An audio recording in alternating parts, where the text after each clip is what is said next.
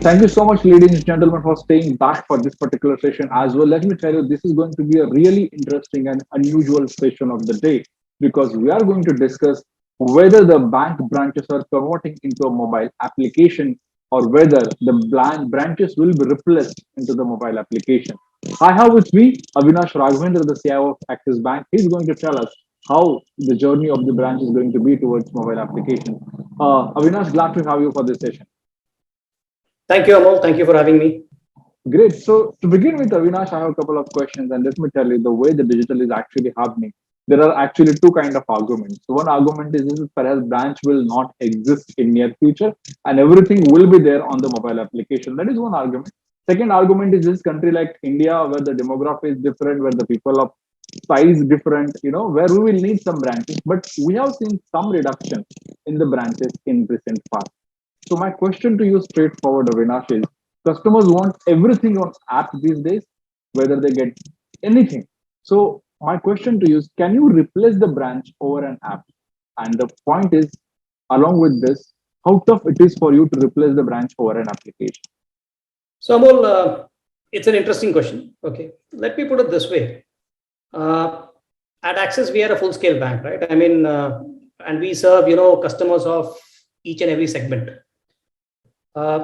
So obviously, the digital natives, the ones who are, technically far more aligned in terms of, the changes which are essentially happening. For them, a visit to a branch may be a very, very rare occasion. I mean, they practically don't need the branch for any of their day-to-day requirements. But we also sort of cater to, a segment called Bharat. We also cater to, some of the more senior citizens amongst our client base, right?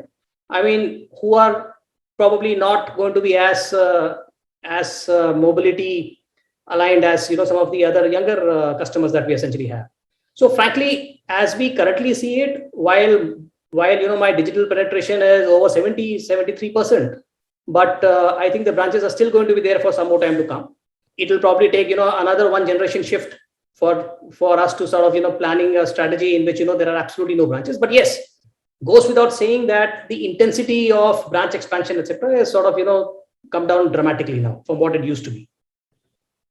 Right, noted your point, Avinash. But considering obviously yours is a full-fledged bank, there are digital banks as well. But considering the major developments happening in this space and new age customers like India's youngest country and the millennials are very huge, they want everything on that fine screen, right? When you go to a branch, there are at least like 5 to 6 counters. So how tough it is technologically to place as many what you can say windows which is available in the branch on the mobile app. To be honest, it is far more easier for me to do this on the mobile app than to actually do it in a physical constraint. Okay. That's interesting. And the way to look at it is, I mean, today Axis Bank has got a fairly widely rated, well rated app out there. It might surprise you, but from a do it yourself kind of a feature that we sort of enable on our app, I mean, that particular number is 250 plus. Okay, so that's a very large number. And given the fact that our digitally active customer base, like I mentioned to you, is 73% plus, right? I mean, obviously these customers are seeing traction when it essentially comes to whatever we have actually enabled for them on the mobility side. I mean, just to give you some kind of a numbers, I mean, most of our fixed deposit opening, most of our savings bank account opening, over 70% of those numbers are actually today coming from the digital channel per se. This shift had actually happened some years back. I mean, as far as doing your fund transfer and transaction banking kind of a thing, that particular shift had also happened. What we are now currently focusing on is some of the servicing issues, right, for which a lot of customers used to sort of come to the branches. I mean, it could be something as basic as updating your Aadhaar, or something as basic as change of address, credit card or debit card usage rules, which actually now RBI has also sort of mandated. Now, all of these we have actually incorporated it inside our app itself. So effectively, for none of these, the customer actually needs to sort of come to the branch whatsoever. And going back to the question that you had actually asked me, it is far easier for us to actually enable this, structure this in an app than what it would have been to sort of create another queue kind of a thing in a branch. But are there complexities of Because ultimately, uh, I know that there are a lot of features you can add with the mobile application. You can create a nice UI UX which can be actually facilitate a lot of things. But ultimately, are there some complexities? Because sometimes there can be confusion. People cannot have, the screen is ultimately limited. It can have a drop down and then add a lot of things ultimately. But finding something, searching out something, do you find some complexities there, or do you receive some complaints there on that side? See, this is a constant endeavor, right? I mean, the idea is that, okay, how do we sort of, enable virtually 100% of what banking has to offer to our customers within an app property itself, right? So what we do is, I mean, we do engage with UI UX experts. I mean, we internally have actually, come up with a UX team, and there is a lot of work actually which happens on the UX team itself. We do end up taking a lot of feedback from the customers in terms of what are the features that they want to do. Finally, at the end of the day, what we have seen is there's a Pareto to virtually everything. There is some 20% of the services which is actually used by 80% of the customers. Now those services actually needs to be very simply be made available to the customers itself.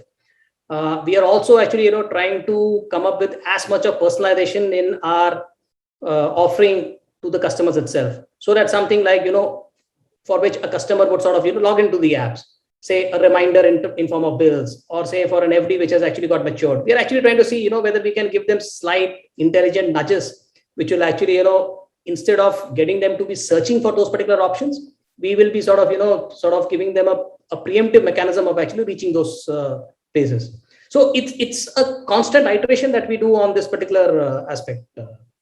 I noted your points, Avinash, but have you by any chance checked the data points in terms of how many people actually are coming on the app and not at all going to branch? That is one point of it. And second point of is they are very happy only with the digital features that you are offering to them, because perhaps then you will have an idea in terms of whether to go for a digital only or not. See, roughly speaking, I think those numbers are not going to vary too much. Okay. Right. The number of people who are potentially using the app and maybe just not going to the branches will also be in a high 70%. Okay. I mean, from whatever surveys, etc., that we have sort of conducted, for the people who are very comfortable with the app, the only reason for which today, for which they would be visiting the branches, for those customers who probably have got something like a locker service. Okay, because that's a physical kind of a property, which at least in the current world, the app is actually not able to provide a substitute for. But for whatever we have seen, the numbers are not too off. Our digitally active customers, broadly give or take, maybe 100 basis points, 200 basis points, are sort of no longer going to the branches at all. That's quite interesting. I have seen a lot of shift in terms of the partnership model with the banks. Banks have been partnering a lot with fintechs, e-commerce companies. Is it really convenient for you to have these partnerships on a mobile app? Because I think there are a lot of features every app has. See, the idea for all banks is to be there where the customer is. Okay. So if the customer basically chooses to go to a particular app and we find that, okay, I mean, he finds something which is attractive for him or her, we would definitely want to be, over there for wherever it actually requires, any kind of a financial intermediation. So on that particular aspect, I think we are fairly open. We also do a lot of tie-ups. I mean, we have tie-ups with Flipkart, we have tie-ups with Google, etc. We are also sort of in the process of actually tying up with a couple of neobanks. So like I said, I mean, we want to be there where the customer is instead of the customer coming in search for us. Right. But if I ask you specifically, are you in the race for super app? See, I believe that our app is already fairly close to being a super app. Okay. Especially if we talk about the retail individual customer. There is very little that he or she cannot actually achieve within the app itself. Okay. From a super app perspective, I think what happens is, this is a question which is a little more relevant to conglomerates who are there and, doing different kind of things, right? At Axis Bank, I mean, obviously we are a financial services provider, and if you go to our app, I mean, that is what we focus on. Okay. So I buy your point where you said that we would like to go where the customer is, and in fact, the theme of the whole event is also based on that. Hyper personalization is the theme of the event, and I want to ask you, you know, uh, the customer doesn't just want to buy a home loan for you from you. He also wants you to suggest a property, Yeah. help you in buying a property. So it's somewhere. I know that with technology, digital mobile app, it's quite possible.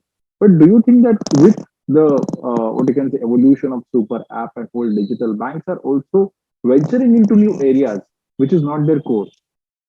See, the point here is that, okay, financial advisory role was something, which banks always used to provide. Okay. Previously, what used to happen was, there was the friendly neighborhood banker who used to probably come and explain these things. Today, as we go more and more digital, I mean, this is actually taking, a shape of a personal advisory kind of a function. So the medium has changed, but frankly, what the bankers used to do has not completely undergone a change over here, right? Because when you are actually advising a particular customer, I mean, the interest of the customer is there. Whatever we know about that particular, uh, about that particular instrument which the customer is actually interested in, sort of looking into. I mean, we are happy to actually, give and share our expertise. You asked me partly. You answered this question partly, but let me ask you one or two specific questions on the branch also. What is going to be your strategy for the branches going ahead? I know there will be branches and you will not reduce the branches immediately, but are you going to expand branches aggressively? And also, how are you revolutionizing the branches digitally? What are the changes are you doing in your branches these days? See, at the end of the day, like I said, I mean, branches actually also perform a great function of actually, letting the customers know that, okay, I mean, you have a friendly Axis Bank in your neighborhood, right? I mean, we have approximately 4,500 plus branches, and this presence and this reach actually gives us a visibility in the customer's mind share, which definitely, any other form of advertising, etc., will probably not be able to perform, right? I mean, when somebody is actually coming to take a home loan, generally they would prefer to actually deal with an entity whom they have essentially seen. Yes, there is a new age of customer, the millennial customer, etc., who are actually thinking very differently about it, and that is where, all this digital property that I just spoke to you about is sort of coming into the picture. So from a branch banking perspective, the idea is that, okay, I mean, more than a service function, I mean, how do we actually make it as an engagement hub, right? Where somebody can essentially come if they have any complex queries. I mean, hopefully we should be able to sort of, provide answers to them. If they actually want to know something a little more in terms of their investment opportunities, I mean, those are the kind of areas that we would want to sort of, get our branches to actually get themselves into. What we are trying to do level best is, move away the service function entirely from the branches. Okay, so the idea here is that, okay, how do we essentially have a direct STP functions when it comes to any of the requirement which a customer has? They should be actually be able to do it directly on the mobile app. For those customers who still believe that they need some help from the branches, I mean, obviously our colleagues at the branch banking side will be out there to help them in the assisted journey. But obviously that particular number is something, which is coming down dramatically now for us. But I want to ask one more question here, Avinash, specifically on the bank mobile applications. I mean, obviously, we should go on mobile applications, and there are a lot of banks opening their bank itself on the mobile app, which Yeah. is fine. But I was reading the report of Gartner, 2 to 3 years back, and they said, mobile apps are far more vulnerable than even a desktop on a typical computer when it comes to security breach or security hack. So, how difficult it is for you to strengthen the security of the mobile app? How challenging it is for you to create the firewalls in and around the mobile application because data can just go from here and there from the mobile application. So cyber is something, which is of concern to all CIOs, okay, across the board, and this has got nothing to do with mobile app. I mean, it could be any form of digital service. I think we need to be worried about it. What we at Axis have ensured is the fact that, we have the highest standards in terms of, what we try to do from a safety standpoint around our mobile app.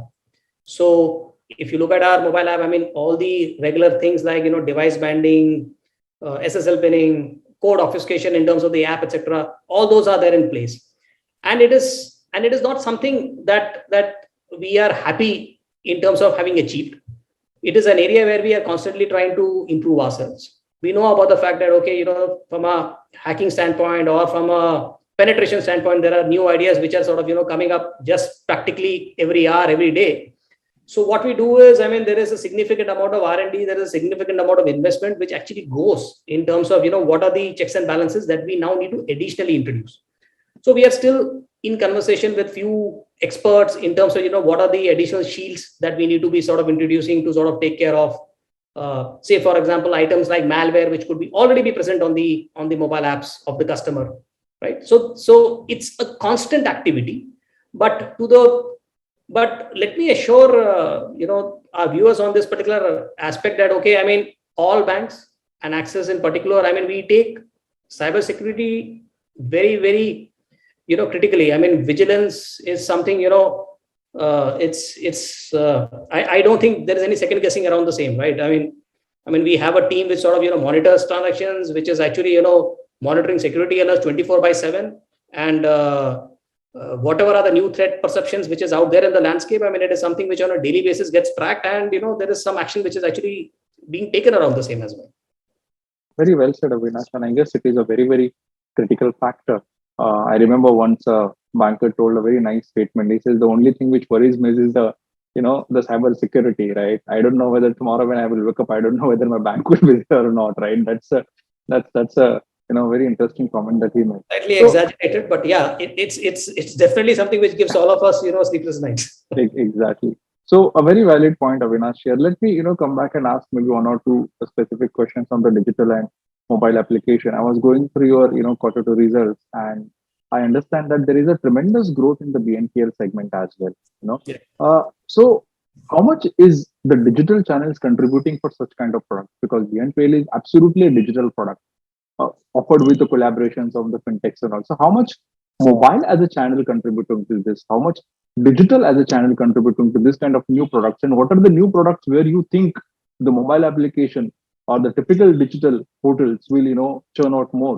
See, BNPL for us is completely, completely coming out of the mobility side of doing things. Okay, but the way we look at it is, for us, digital is, as long as the customer is able to sort of, transact, it could be out of mobile or it could be out of, using the internet banking side of things. It's something which is more to the preference of the customer. We have seen that even when it comes to some of the younger customers, they do prefer to actually go to the internet banking side still. Okay, it's not that everybody wants to do all transactions on the mobility side. There is still a particular segment which actually does this. So from a bank standpoint, what we try to do is, we try to make things, which are interoperable, irrespective of the form factor itself. Okay. So from that particular perspective, if you look at it, like I said, our numbers in terms of some of the, the new acquisitions on the savings account side is in excess of 70%. If we speak about personal loans, it's in excess of 52%. If we speak about cards, again, it is in excess of 50%. Recently, our new mutual fund sales, which is also done digitally, if I'm not mistaken, it is somewhere close to 48%. Okay. So according to me, this is the way to go. It enables us to reach to the audience much, much wider. Just imagine the fact that, okay, if the audience actually had to come to a branch for actually, availing any of these kind of services, I can bet on it, we would have probably managed to do a fraction of the numbers that we are currently talking about. Okay. That's quite interesting, and the numbers are also encouraging. So, and one more thing. See, there are other mediums as well, right? Yes. Say something like a WhatsApp banking, okay, which is also coming through mobility as a device, right? We have also gone live with WhatsApp banking. We have some about 15 odd services which are already live over there, and the traction is extremely good. We have something like 2.4 million customers already registered. Wow. And if I look at the last 8 months, we have over 10 million queries already responded. Okay. So there is a hunger in terms of, at least, people who are very comfortable with this kind of a mode and medium to actually avoid coming to the branches and, try to get a solution for that within the app itself. Yeah, valid points on the pandemic also helped such activities. But if I asked you again a straightforward question from where I started, and that is the theme of the topic, replacing 5,000 square feet with a 5 inch, do you see, that thing is happening? Do you see that, branches will reduce? Do you see that people will automatically go on only mobile or digital channels? Or, the mobility channel of the banks will go really high? Do you see that is happening? If yes, obviously not tomorrow or day after tomorrow, but, what is the timeline that you see? It is definitely happening. Okay, there is no doubt about it. I mean, the reason all of us are sort of investing on the mobility side, on the partnership side, is purely because of the fact that we see that is where the new age businesses are actually moving to. From a time perspective, like I said, we are catering to different kind of customers. I mean, there is a segment which still wants to come to the branches for certain kind of transactions, but maybe if you're talking about an inflection point, where we will suddenly start seeing a steep decline in terms of the branch walk-ins versus what we end up seeing on the digital channels. I'm just hazarding a guess over here. I think we are about 5-6 years in that particular direction. For another 5-6 years, I think the branch infrastructure will continue to see traffic. People will still come over there. Another 5-6 years, I think there will be new youngsters who will be out there, new youngsters who will be making money, and they would be the ones who will basically sort of tip the demographics out there, who just does not want to come to any of the branch. Right. But again, very, very, thank you so much in fact giving at least some timeline there. It always helps participants to understand the thought process. Thank you so much on that front, Avinash. But tell me something. Considering I also asked you about the auto loan part, but considering the evolution which is happening in the consumer demand, what kind of changes do you think? Because hyper personalization is our theme. If channels are going to be absolutely on a mobile, and mobility, is going to play a major role, how the customer service will be? Because the banks have already started giving doorstep service, the call at your convenience service or something like that. How do we envisage the whole customer experience thing going ahead? See, the intention here is to do everything end to end digital. Okay. To the extent possible, we would want to give the customer a frictionless journey altogether. Through the data that we have of the customer, how do we intelligently sort of preempt some of the requirements of the customer and make it very easy for the customer to sort of fulfill the same, given the fact that we have financial history of the customer greatly. I mean, at least we do know about the fact that, okay, what are the kind of transactions which the customer will want to do, and those are the kind of personalization nudges, etc., that we can sort of definitely be offering to our customers. So as we become more and more sophisticated, as the toolkits become more and more sophisticated, our understanding of the customer is also sort of improving. I mean, if you look at what we know about the customer today versus what we knew about the customer, say, 3 years ago or say 5 years ago, I mean, we're already actually able to predict a whole bunch of things on this one, right? And this is an area which will only keep on getting better as artificial intelligence tools sort of come in, and our ability to churn the data, our ability to actually source the data sort of improves. Okay. Our ability to preempt what the customer essentially wants, needs will improve, and hopefully the service requirement of the customer will come down. All banks, for example, today know about the fact that, okay, the checklist of the customer, whether he has ended up utilizing 70% of it or 80% of it, and that becomes a cue for the banks to sort of automatically sort of send a replacement. Okay, so the idea is that, okay, we take very similar kind of cues onto the other properties also, and then basically see whether we are actually able to sort of make the entire experience completely frictionless for our customers. On that part, let me take one more question, and that is my last question, unless if you want to add something. How aggressive do you think this BaaS model will work going ahead? So like I said, I mean, banks will continue to focus in terms of what is right for the customer. Okay, banks will also try to be there in all the places where the customers are. The idea is to be present where the customer essentially goes. Yes, it's a great time for a customer because of the sheer plethora of choices that a customer essentially has. Right. So from that particular perspective, I think options like payments, etc., which the national infrastructure has also sort of provided, and which is mind-boggling, right? I mean, in terms of options which is available to a customer. But at the end of the day, it is the bank's balance sheet which sort of ends up carrying the risk. Okay, and there are certain elements of banking, which requires a lot more in terms of capital. So which is going to be in the purview of banks alone.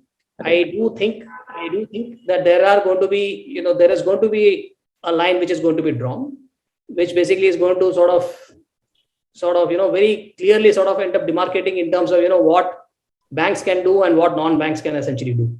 Right. Okay. Noted your points, Avinash, I think, and I'm done with my questions. Thank you so much for sharing your perspective. And let's see, the digital growth or the mobile growth.